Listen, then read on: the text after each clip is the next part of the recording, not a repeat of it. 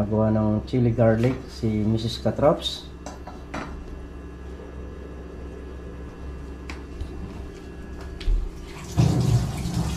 Ulam. Ang palaya.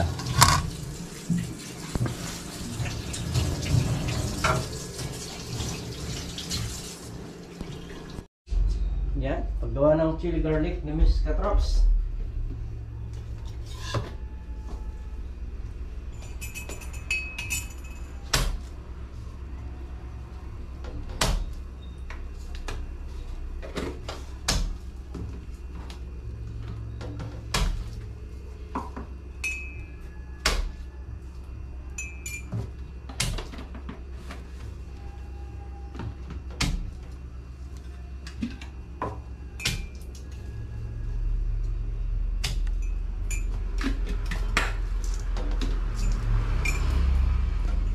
Lagyan na ng bawang. Itong chili garlic.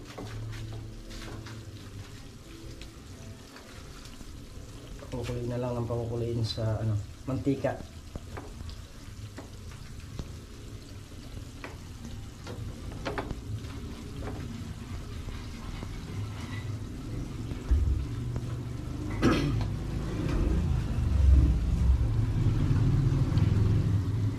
So, ayan po si nanay, stroke din po siya. Ayan, yan po yung magulang ko. Ayan yung pamangkin ko, abot ang kain. So ayan po yung bahay matanda. Ayan. Ayan, tingnan niyo po. Tingnan niyo po maigi. Doon po sa nanghihingi ng tulong sa amin na nagko-comment, ayan. Yan po yung sitwasyon. So pakikita ko po sa inyo loob. Ayan, tulog si Baby Denden. So si Baby Denden nandito. So ayan. Ayan po yung bahay matanda, mga katrops. Ayan o. Pag umuulan, tumutulo.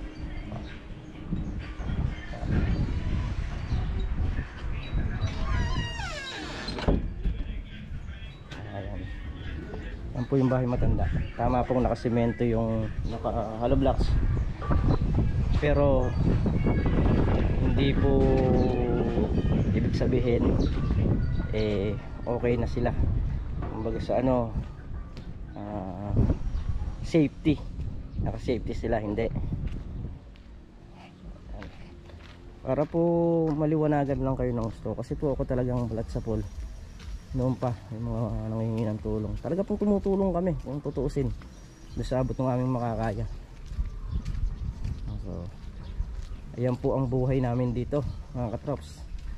Salat lang din po kami sa buhay, hindi po kami mayaman. Ordinaryong tao lang din po kami kagaya niyo. So yan mga katrops, bali yun nga po palang tindahan na itinayo namin sa Gapan. Kaya po kami nakapagpatayo ng tindahan. Gawa po nung sinanla lang po ni Mrs. yung kanyang kwintas, saka ano pa yung sinanla mo rin? Bracelet. Yan.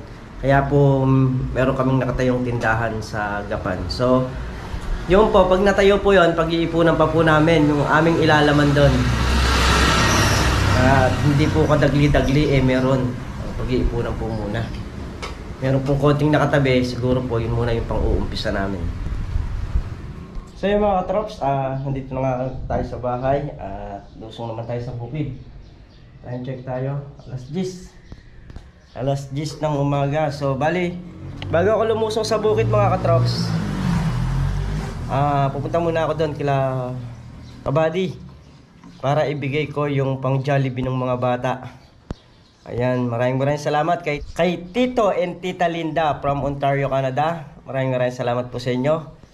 So ayan, sa atin nakatoka yung ulam na para sa Lunes.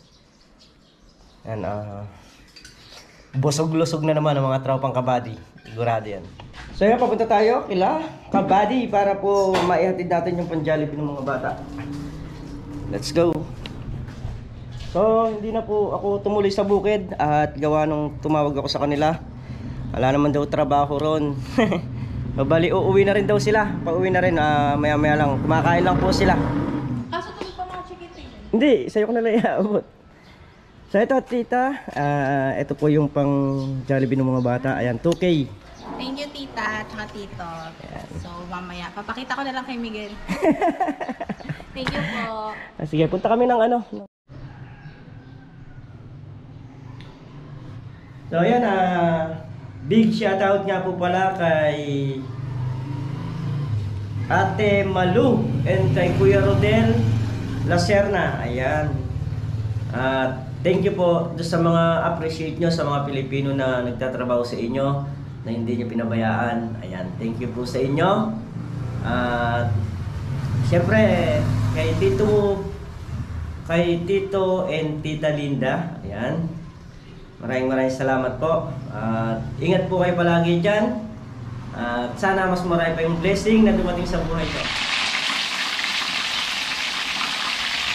Ayan po, bago kami uuwi ng Gapan, kakain po muna kami ng tanghalian. Ito po ang aming pananghalian na ulam. Nagluto po ako ng chicken leg. Para pag bago makauwi, busog na dito sa bahay.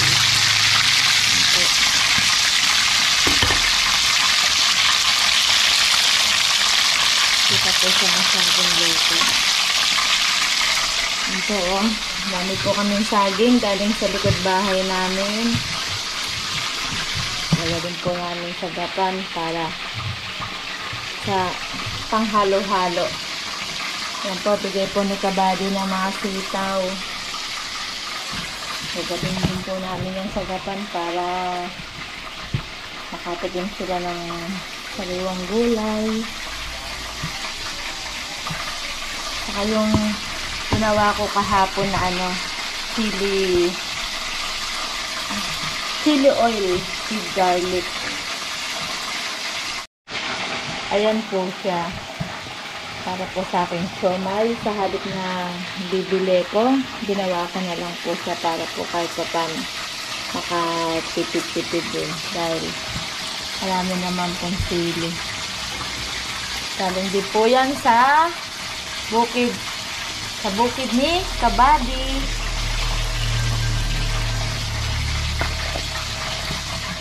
Yan po, pahinga po muna sa bahay, then uwi po ng Gapan para sa aming tindahan na may update po namin. Sa mga naghahanap po ng aming mga paninda, hayan po siya. Andito lang po sa loob ng bahay. Kasi busy pa. Yan po. Yan, marami po ako mga underwear.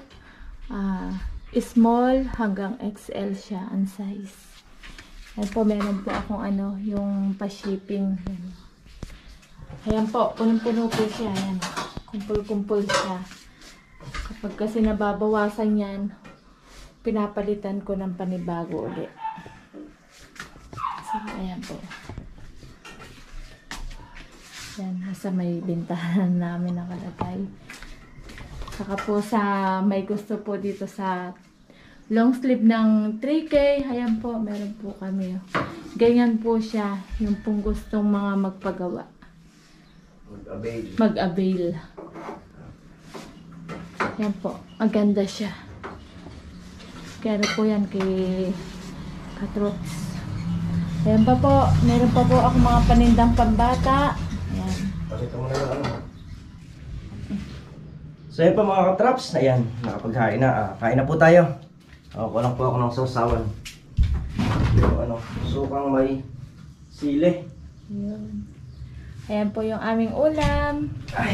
Kakain na po kami ng tanghalian. Ayan po, sukang may sili. Tara po, kain tayo.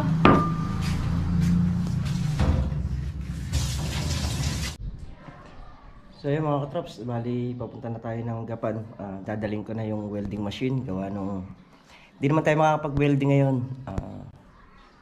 Sa mga Martes.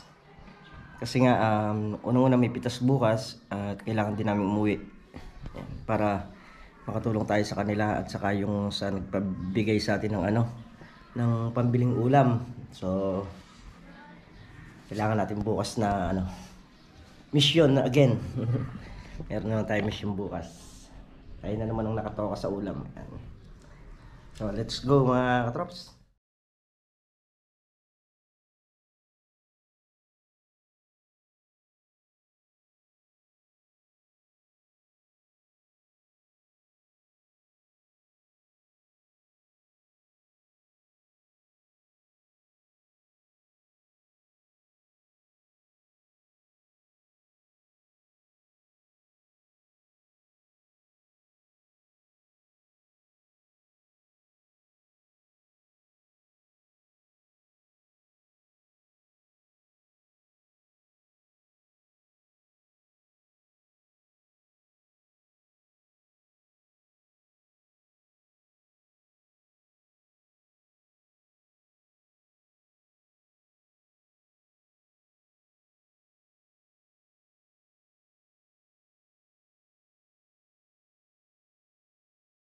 katrops, dito na po kami sa may Gapan. At ayan po yung ano, tindahan. Hello po mga katrops. Andito po kami sa Gapan. O, ayan po yung aming tindahan. Ano lang po siya, bubong, saka steel matting sa ano, bintana. Saka siguro papalitadahan namin yung loob niya para maganda naman siya. Ayan po, yari na siya. Siguro mga ilang araw na lang baka anuhan na namin ng pamili na kami ng ano, paninda.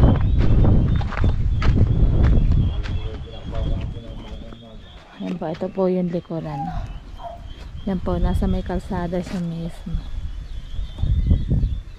Marami na pong bahayan dito. Ayan. Marami nagpapagawa. Sa amin si Dreamer. Yun.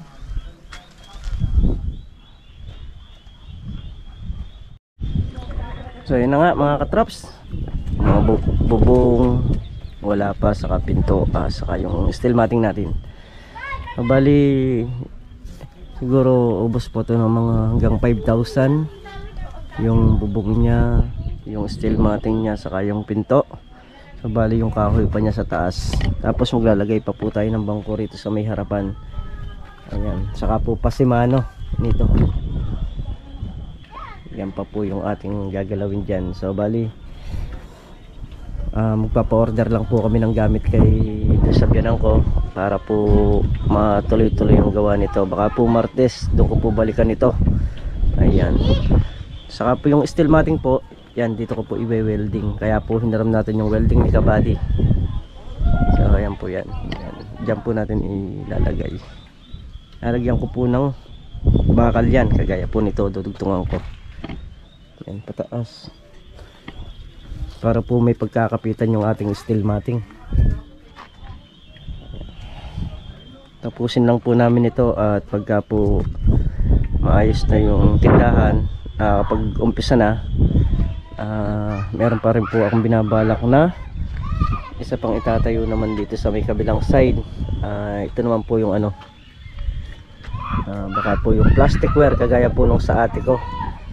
So hindi po kasi tayo nagtayo sa Cabiao gawa nung syempre may ando po yung ate ko, may nakatayo na rin doon na tindahan.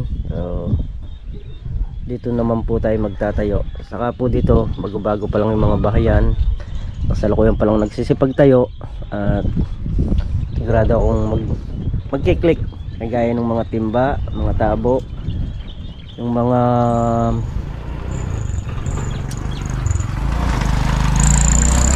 washing machine, Durabox, yan.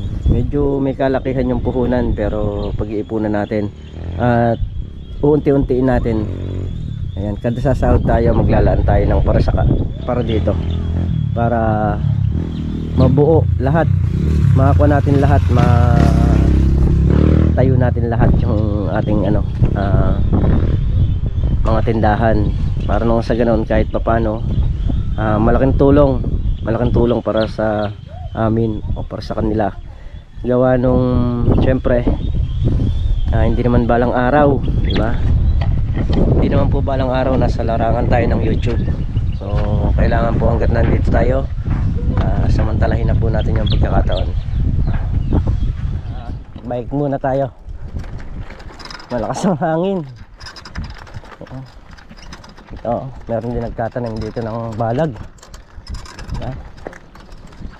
Hirap lang siguro dito ano, tubig kasi hindi ganun ka kung sa tubig. Yun oh, may baka.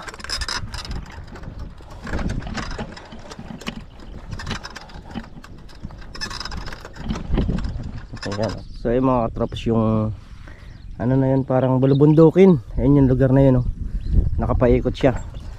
Tapos yung kulay puting parang white house na yon, ano yan, kulungan yun, di ba? Yan, kulungan ng mga may mga kaso.